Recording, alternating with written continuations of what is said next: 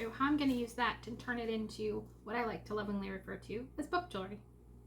So I want to run you through the supply list that you're going to need in order to create your own book jewelry. First of all, you're going to want beads of your choice, and you can use wooden, you can use the pony beads, you can use whatever.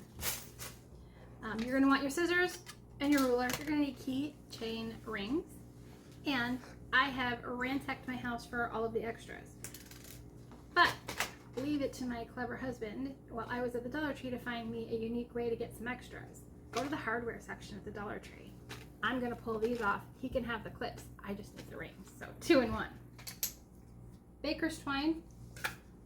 Make it, or you could use string, but it's got to be thin because it's what's going to attach to the beads. So you want to be able to thread that through. Ribbon of your choice. I always pick the color combos, right? That's going to work for my project. And in this case, I am working on pinks and creams and whites. Because I might be working with wood die cuts, it's a fast and easy way to go. The first option that I have is spray paint, and I may go with this route, but today I'm working inside the house. It's raining out, so my plan B is the acrylic paints. 2 different colors. Total haul around $12. The other thing I learned about at Michael's that it was unexpected for me is that their paintbrushes are actually cheaper than the Dollar Tree. So 59 cents a piece, and I could choose whatever size I wanted, and I didn't need 20 of them. Sometimes the multi-packs are great, especially if you plan on doing multiple painting projects, but painting is not something I do on a regular basis, so let's give it a shot. So, not sure what to do with your leftover holiday plates paper? I saved them for my crafting projects. No fuss, no mess. Don't forget to do the sides of your die cut. That's like one of my pet peeves. I'll see these not painted all the way around, and I know it. I can tell it. So that's why I like the foam brushes. I don't know. I can just get into those crevices.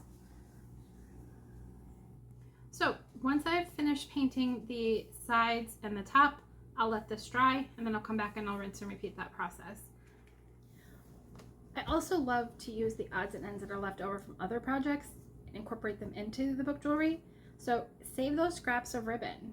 Even if it's a bit shorter or a bit longer, it's going to be fine in this because it will give you dimension and some additional layers.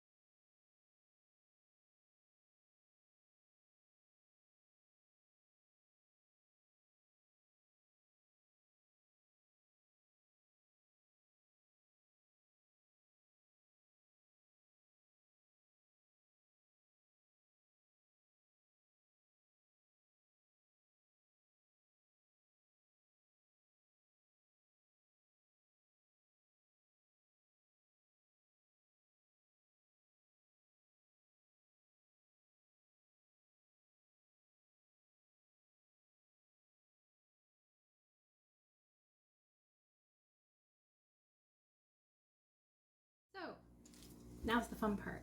We're going to attach it to the book.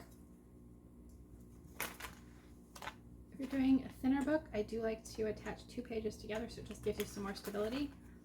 But you could also, if you're doing the 3 rings or 2 rings, you could dangle it from here. But what's cool about it is now you have your book jewelry. So just wanted to share a few other examples of book jewelry that I have made for different projects. The sky's the limit here. I hope you have fun with this using supplies from your stash or your next haul. If you've liked this content, please don't forget to subscribe and hit the like button. It helps me out a lot. And I'll see you next time in the nest.